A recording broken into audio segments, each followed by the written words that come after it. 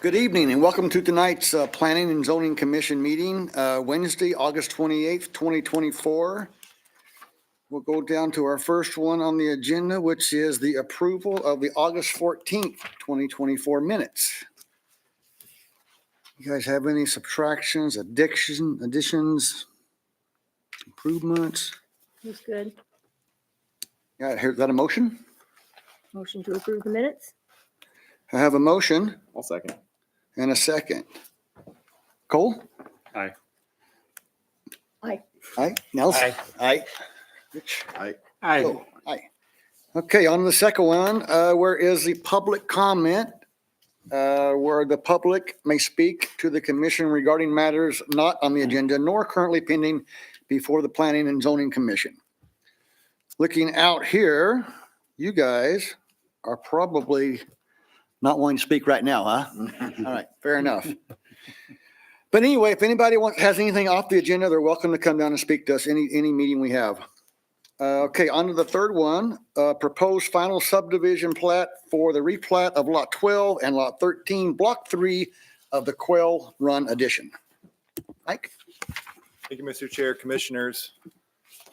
So before you tonight, we just have the final review of the final plat of the Lot 12, Lot 13, Block 3 of the Quail Run addition. Let's go through a little bit of background here. 2.08 acre area, originally platted as two lots. So it's Lot 12 and Lot 13 of the Quail Run addition. The proposal was to create 7 lots with an average lot size of 12,931 square feet. In November 6th of last year, City Council approved the preliminary plat with no conditions. And then August 14th of this year, the applicant submitted the final subdivision plat to be reviewed by the commission as well as City Council. So just to recall your memory, so this is the property highlighted in red, center of your screen. You've got 95, kind of North Main Street, running north-south here. This is Pintail Lane. It's Fire Station 3 here to the south. Just primarily surrounded by residential neighborhood to the north, to the east, and to the south within the Quail Run addition. So this is the final plat that was submitted, virtually identical to the preliminary plat. Essentially, you have 7 lots. 6 of those are twin home lots. So the twin home lots are located here. There's an access easement for a driveway that provides access to this property.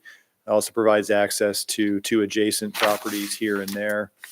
And then this is a stormwater and then ingress, egress easement for access to each of the proposed future lots. So with that, staff recommends approval of the replat of Lot 12, Lot 13, Block 3 of the Quail Run addition. Final plat to City Council with no conditions, and I certainly try to answer any questions you had. You guys have any questions for Mike? Anyone? No? All right, thanks, Mike. Yeah. Any discussion amongst us? Or are we feeling pretty good with this? No changes, right? I mean, Yeah, virtually the same from preliminary to final, so. Okay. And there was no conditions on the preliminary, so. all right, what do you guys think?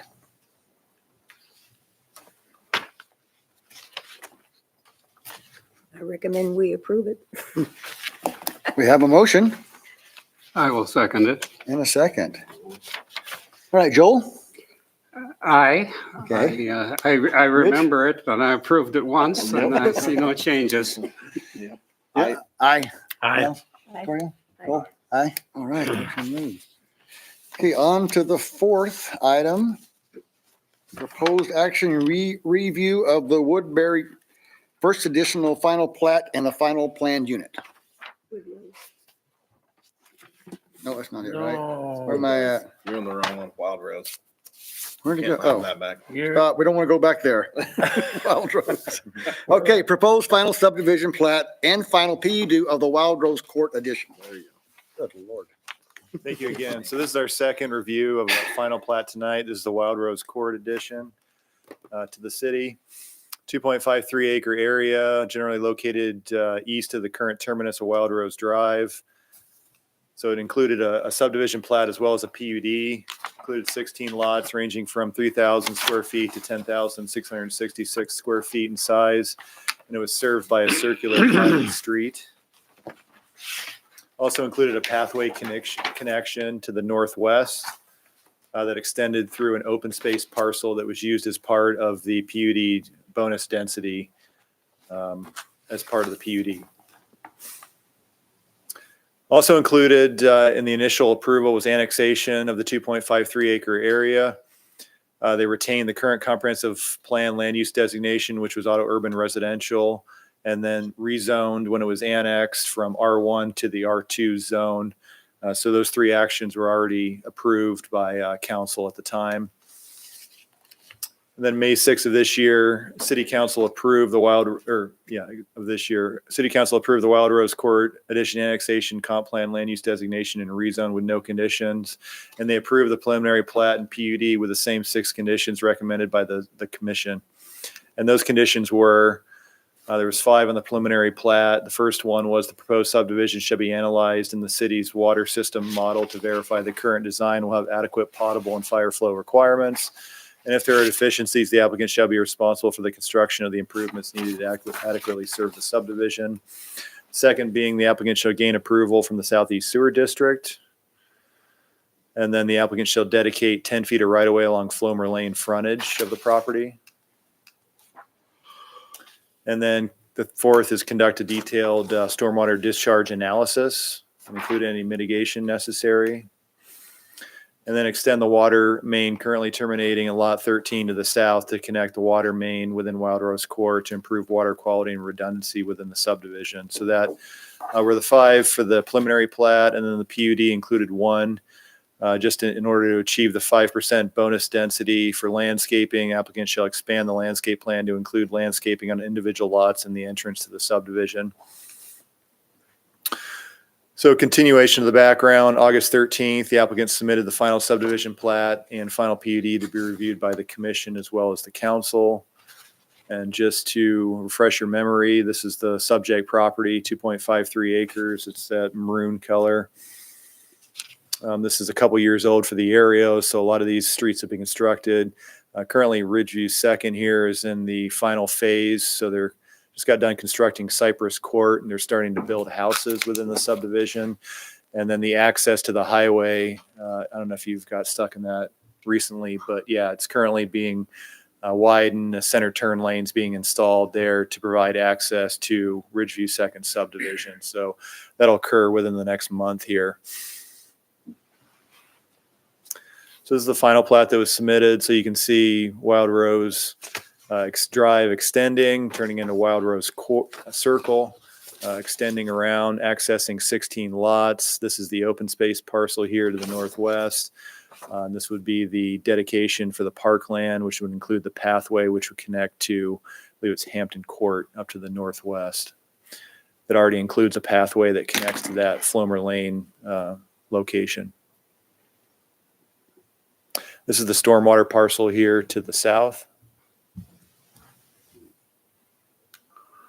And then this was the final PUD that was submitted that shows kind of the building footprints, how they lay out in the lots, the street and the sidewalks. Sidewalk will extend around the perimeter of the private street, stormwater detention pond, and then the pathway there to the northwest.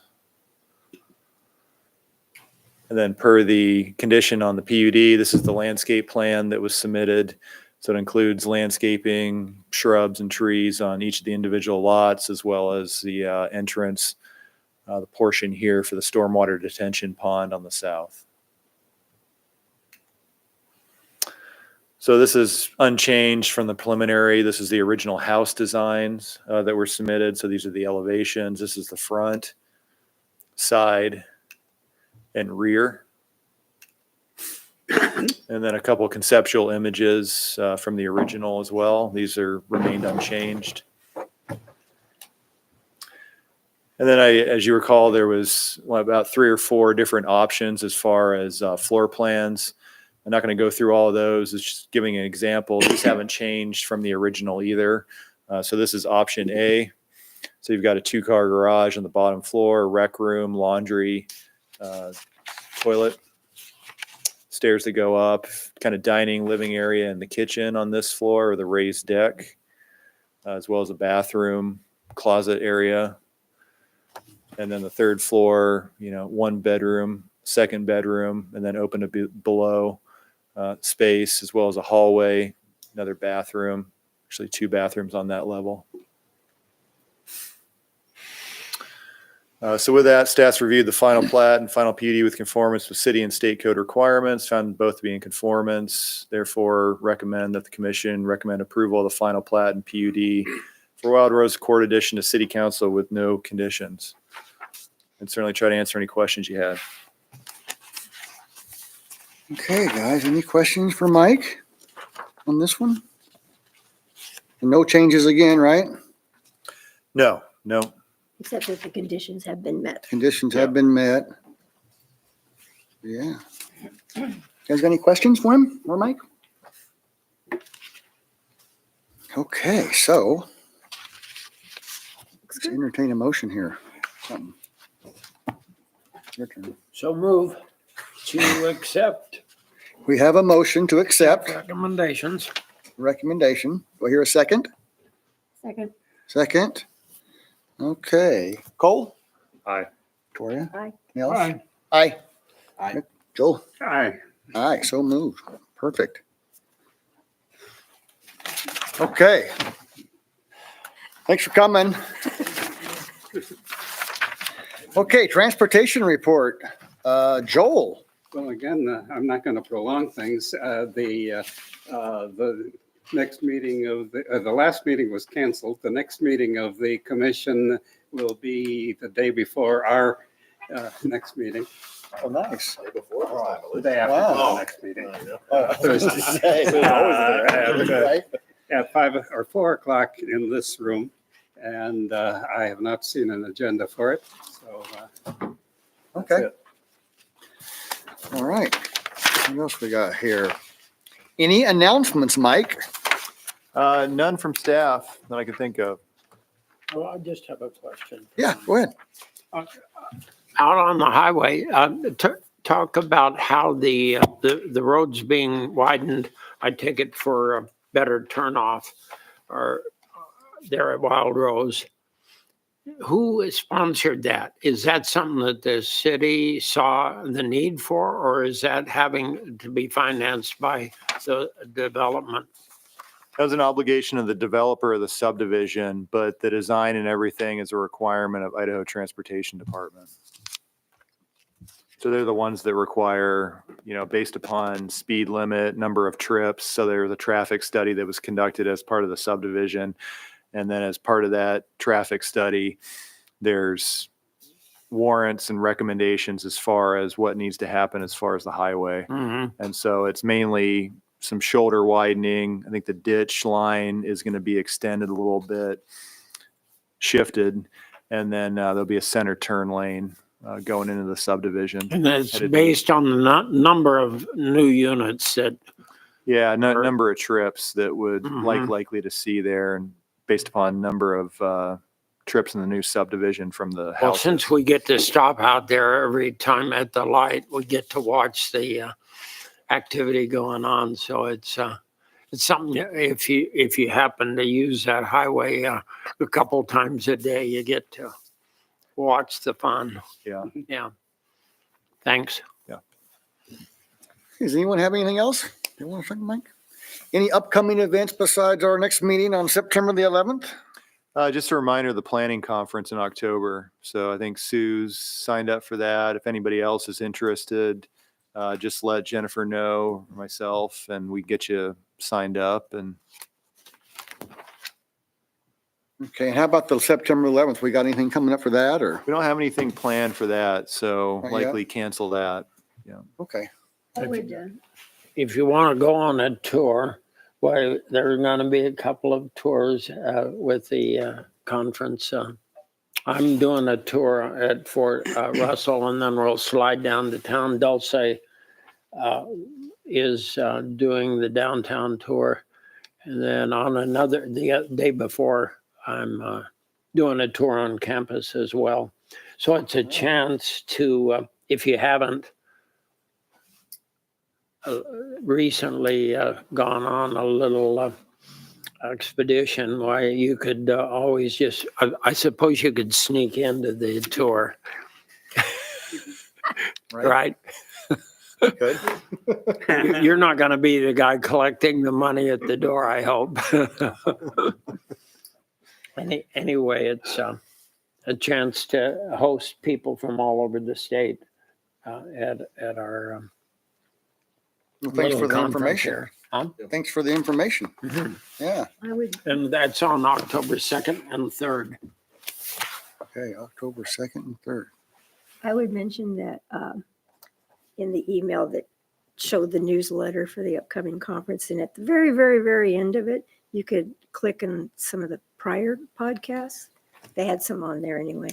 And I listened to the one on NIMBY, and which was okay. And I listened to the one on nature-based solutions for climate resilience, which I thought was really good.